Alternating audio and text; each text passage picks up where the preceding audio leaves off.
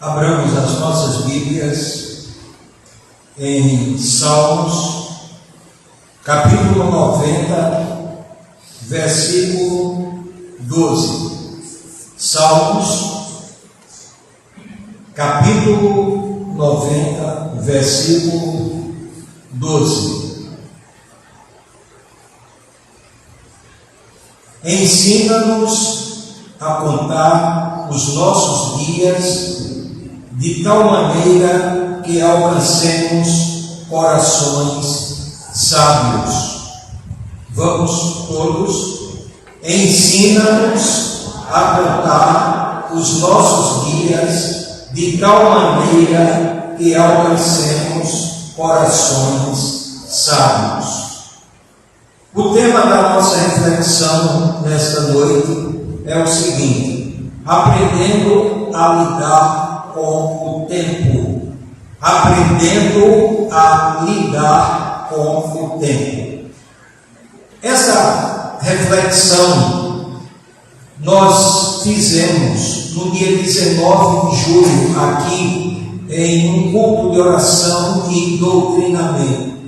Mas, durante todo este período, eu achei por bem nós refletirmos em um culto evangelístico, onde cada um de nós pudéssemos compartilhar esse tema, aprendendo a lidar com o tempo. E veja bem, o tema não é dizendo para que fulano aprenda a lidar com o tempo, Beltrano aprenda a lidar com o tempo, mas aprendendo significa todos nós, coletivamente, cada um de nós, aprendendo a lidar com o tempo. Essa palavra lidar significa, neste contexto, enfrentar situações difíceis. E nenhum de nós que estamos aqui, ou mesmo aqueles que estão ao alcance da nossa voz, através das redes sociais, pode dizer que não enfrente situações difíceis. E diante das situações difíceis, é preciso um aprendizado. Não apenas um aprendizado produzido pelas mentes humanas, mas um aprendizado proveniente do céu. Quando nós lemos o Salmo 90, 12, é uma oração de Moisés. E dentre as várias coisas que ele fala nesta oração, ele diz: ensina-nos a contar os nossos dias de tal maneira que alcancemos corações sábios.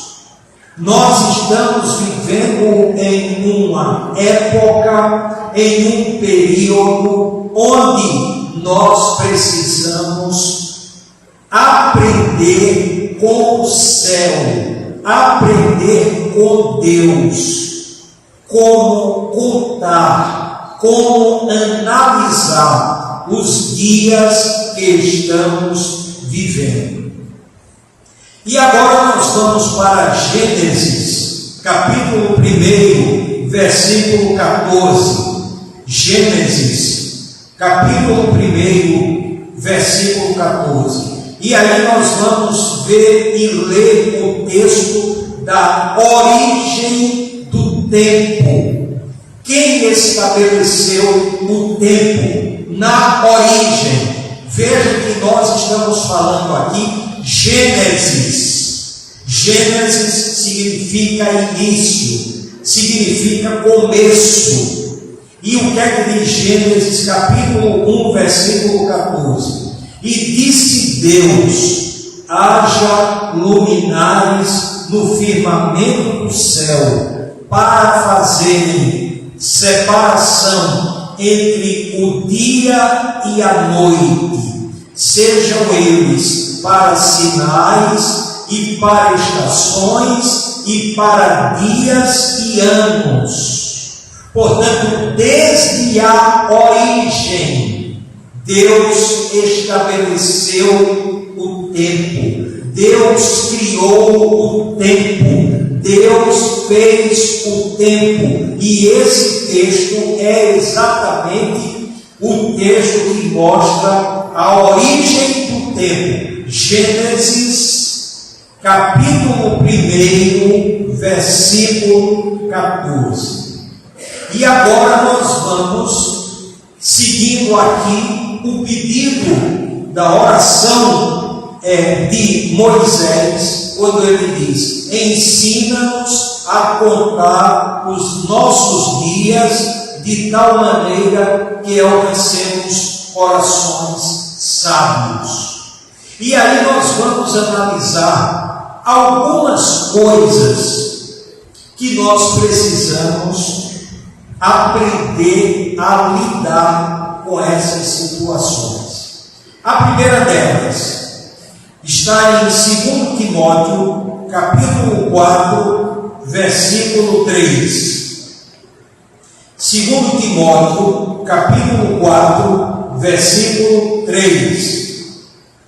Porque virá tempo em que não suportarão a sã doutrina, mas tendo grande desejo de ouvir coisas agradáveis, ajuntarão para si mestres segundo os seus próprios desejos. Então, a primeira coisa que nós precisamos aprender a lidar, e aí nós como cristãos, é uma situação onde muitas pessoas dentro de nossas igrejas, de um modo geral, não estão suportando a sã doutrina, querem moldar a palavra de Deus às suas conveniências, ao seu padrão de comportamento, e é exatamente o inverso. Nós é que devemos nos moldar à sã doutrina, ao padrão de comportamento de Deus, e não querer que Deus se molde aos nossos padrões de comportamento. O apóstolo Paulo diz isso claramente em Romanos capítulo 12, versículo 2. E não vos conformeis a este mundo, mas transformai-vos pela renovação de vossa mente, para que experimenteis qual seja a boa, agradável e perfeita vontade de Deus. Então, essa é uma situação que a gente precisa aprender a lidar com essa situação. Antigamente, ou 20, 30, 40 anos, quando se falava a sã doutrina, havia uma vibração dos crentes. Hoje não. Hoje os crentes estão vibrando com mentira, com oba-oba. Mas nós temos que lidar com essa situação. E só Deus é que vai exatamente nos ensinar como lidar com uma situação dessa. Mas aqui o apóstolo Paulo, ele fez esse alerta. 2 Timóteo, capítulo 4, versículo 3. Porque virá tempo. Esse tempo chegou. Não é que virá. Esse tempo chegou. Nós estamos convivendo. Isso é o presente que nós estamos vivendo. Vivendo dentro dos templos, vivendo através das redes de televisão, vivendo através da internet, vivendo vivendo nas universidades, vivendo em todos os lugares. Quando nós olhamos, será? Está de cabeça para baixo? Será que tudo que a gente aprendeu ao longo de 40 anos, 50 anos, dentro de uma casa de oração, não valeu nada? Foi tudo mentira que os pastores pregaram, que ensinaram, e que hoje nós estamos aqui e aprendemos com esses pastores, e hoje não serve mais? Vamos mudar? Então, ensina-nos a contar os nossos dias de tal maneira que alcancemos corações sábios, que não deixemos nunca a sã doutrina pela mentira, pelo engodo, pelo engano de Satanás, seja lá de que forma for. A segunda coisa que precisamos aprender de Deus a lidar com essa situação está em Mateus, capítulo 24, versículo 12. Mateus, capítulo 24, versículo 12. Veja o que é que Jesus diz por ocasião dos fins dos tempos. Mateus, capítulo 24, versículo 12. E por se multiplicar a iniquidade, o amor de muitos esfriará. É outra coisa, é outra realidade nos nossos dias, é outra realidade, e nós devemos pedir a Deus para lidar. Ensina-nos, Senhor, a conviver com essa situação. Sabe o que significa iniquidade? No original a palavra é anomia. Anomia, em grego, significa sem lei, sem limite, tudo é permitido. Essa semana, por exemplo, eu vi um japonês pagar 75 mil reais por uma fantasia de um cachorro. Para se fantasiar de cachorro, a esposa dele colocar uma coleira e ele ir para a praça. Sem limite. Onde vai o senso, a sensatez de um homem fazer um negócio desse? Não bastou aqueles 5 que foram a 4 mil metros de profundidade, eles morreram por conta da insensatez deles. 4 mil metros de profundidade.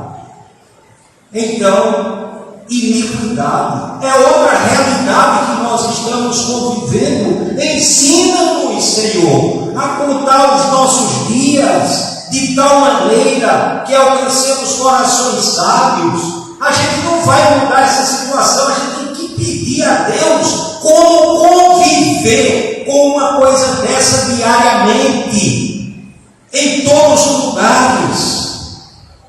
Imagine pastores, diáconos, membros de igreja.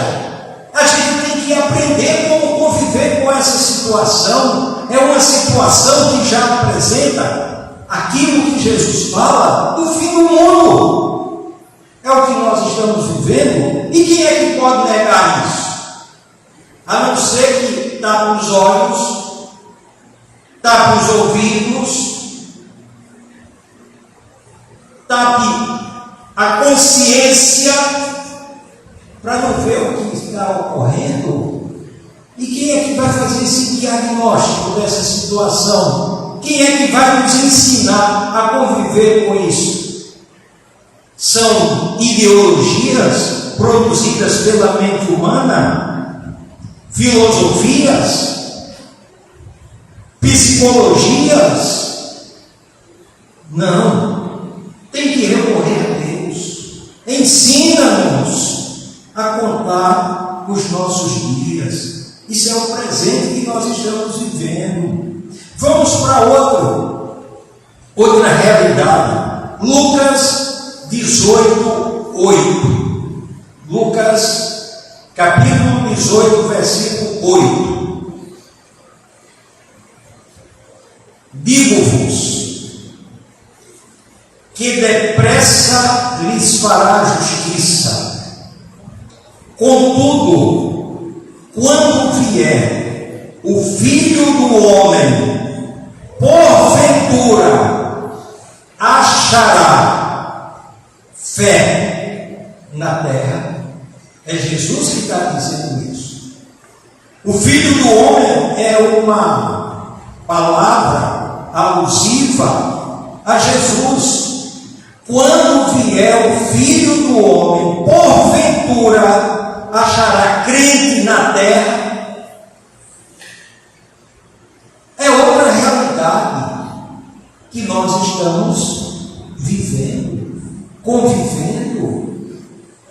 Quando vier o Filho do Homem, é uma pergunta, quando vier o Filho do Homem, porventura achará fé na terra? E agora nós vamos para Mateus, capítulo 18, versículo 7. E aí Jesus faz o diagnóstico do mundo de um modo geral, exatamente ensinando-nos a contar os nossos dias, analisar os nossos dias. Abram aí suas Bíblias, Mateus, capítulo 18, versículo 7. Mateus, capítulo 18, versículo 7. Ai do mundo! Sabe o que significa essa expressão ai? Isso é uma interjeição. Nas classes gramaticais, ai é uma interjeição. E uma interjeição expressa um sentimento. E o que é que Jesus está dizendo? Ai do mundo! Ele está dizendo, coitado do mundo. Coitado do mundo. Interjeição é em língua portuguesa, no grego, no inglês, em outros idiomas. É uma palavra que expressa o sentimento. E aqui quem está expressando o sentimento é o próprio Jesus. O que ele está dizendo? Ai do mundo, por causa dos escândalos. E o que é o escândalo? É uma pedra de tropeço. E o que é que nós temos visto? Escândalos em todos os segmentos. O sentimento de vergonha parece que foi jogado no lixo. Escândalos. Escândalos dentro das igrejas, escândalos na política, escândalo nas universidades, escândalos de um modo geral. Veja bem, diante de uma situação dessa, não vai ser sabedoria humana que vai tornar os nossos corações sábios, não. Quem vai tornar os nossos corações sábios é Deus. Diante de uma situação dessa, continuar ou desistir, ser crente ou não ser crente, ir para a igreja ou não ir para a igreja, essa é a alternativa diante do que nós estamos vivendo.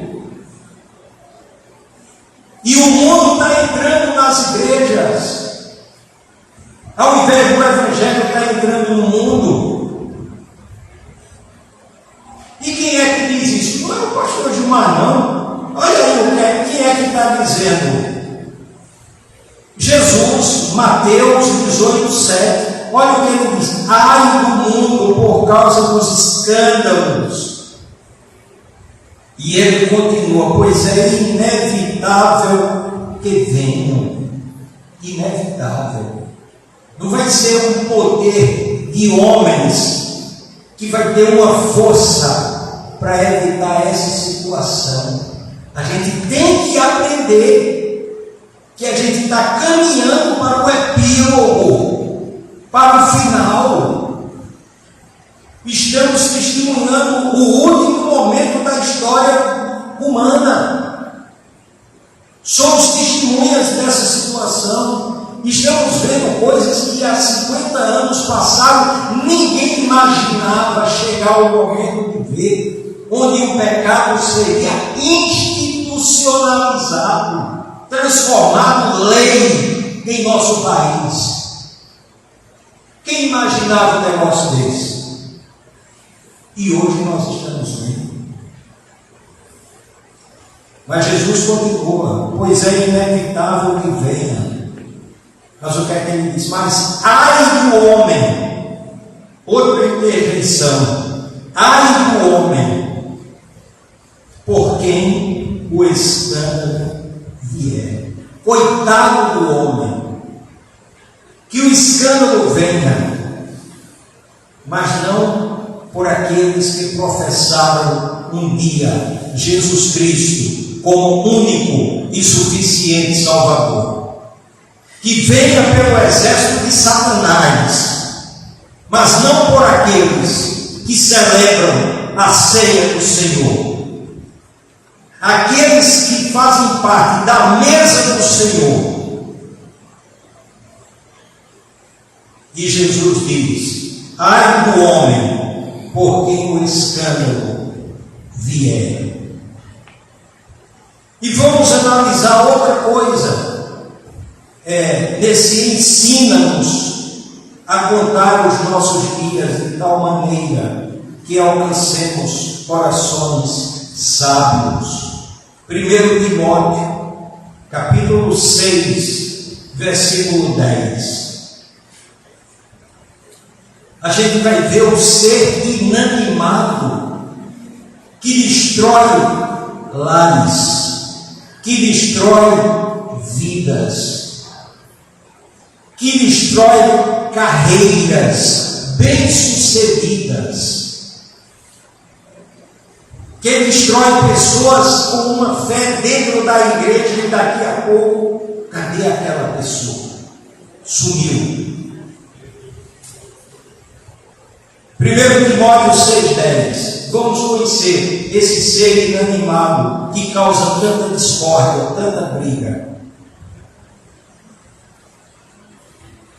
Porque o amor ao dinheiro é raiz de todos os males.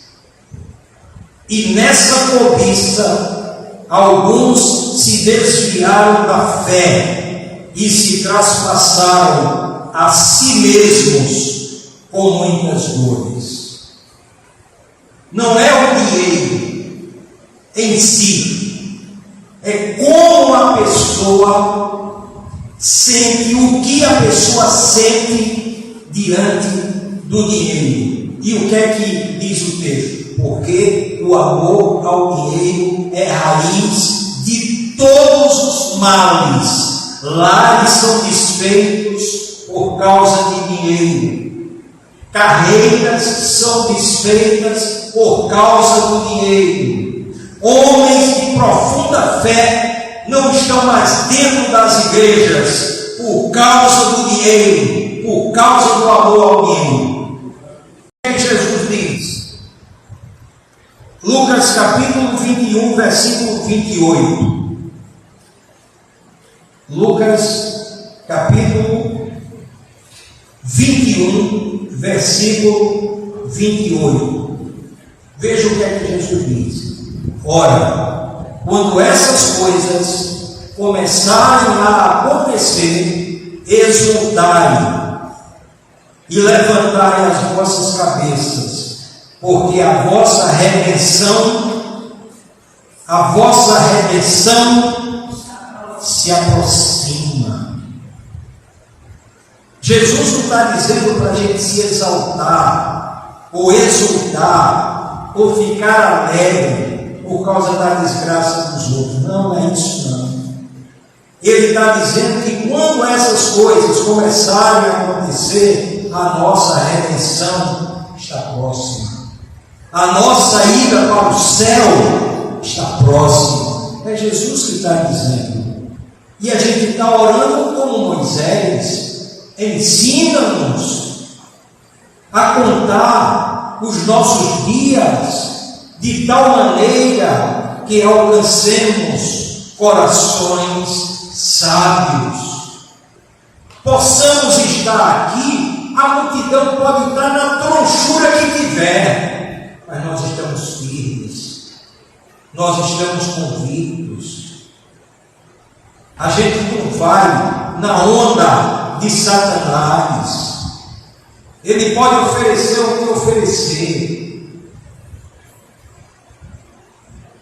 mas nós falamos apenas de uma parte do tempo. Mas o tempo é presente, passado e futuro. E agora nós vamos falar um pouco do futuro. Pouco. Mateus 6,34. Como nós devemos proceder diante do futuro? O que é que Jesus nos ensina? Não ensina-nos a contar os nossos dias de tal maneira que alcancemos corações sábios? O que é que Jesus diz? Mateus 6,34. Não vos inquieteis, pois, pelo dia de amanhã, porque o dia de amanhã cuidará de si mesmo. Basta a cada dia o seu mal. Melhor dia é esse que nós estamos agora, é o presente. E não devemos nos inquietar. Jesus está ensinando para que nós alcancemos do céu corações sábios. E uma das coisas é a inquietação com o futuro. Tem uma dívida e já fica hoje preocupado. Mas o futuro é uma expectativa. O futuro é uma expectativa. Quando o futuro chega, é um presente. E o que é que Jesus diz? Não vos inquieteis, pois pelo dia de amanhã, porque o dia de amanhã cuidará de si mesmo. Baixa a cada dia o seu mal. Quando chegar no dia, aquilo que a gente tem para fazer, a gente faz. Agora, não se inquietar, não perder o sono. Quantas pessoas perdem o sono, inquietos, com expectativa do futuro? Mas eu pergunto, quem é que sabe se vai chegar amanhã vivo? Quem é que sabe? Portanto, o futuro. Mateus 6,34. Falamos do presente, falamos do futuro, e agora o que é que nos resta do tempo, aprendendo a lidar com o tempo, o passado. Que dia foi ontem? Que dia foi ontem? Sábado passado. Se fez novo. Pelo que, se alguém está em Cristo, isto é, ligado em Cristo, nova criatura é. As coisas velhas já passaram, eis que tudo se fez novo. Nova maneira de pensar, nova maneira de falar, e nova maneira de agir. O crente, ele tem um outro padrão de comportamento por causa de Cristo em nossas vidas. E o que é que nós estamos celebrando em missões estaduais? Celebrando o quê? A reconciliação. Com quem? Com Deus. Com Deus. Veja o que é que diz Romanos, capítulo 5, versículos 1 e 2. Romanos, capítulo 5, versículos 1 e 2. Justificados, pois, pela fé, tenhamos paz com Deus, por nosso Senhor Jesus Cristo, por quem obtivemos também nosso acesso pela fé a esta graça, na qual estamos firmes e gloriemo-nos na esperança da glória de Deus. Porque nós agora temos paz com Deus.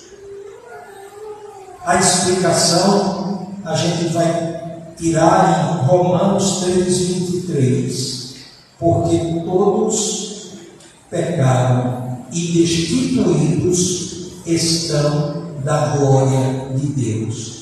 E Jesus levou todos os nossos pecados, estabeleceu a ponte, o elo de ligação, a mediação entre a terra e o céu, entre o céu e a terra, e agora nós podemos ser declarados justos pela fé em nosso Senhor e Salvador Jesus Cristo.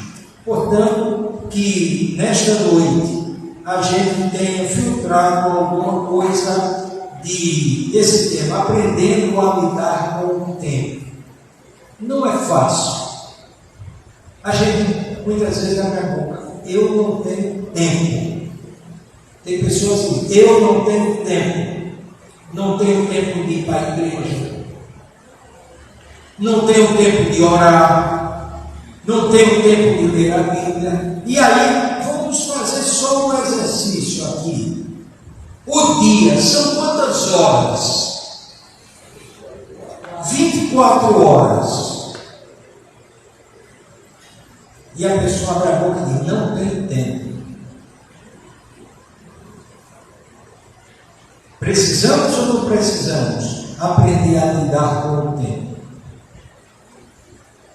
A gente abrir a boca e dizer: não tenho tempo.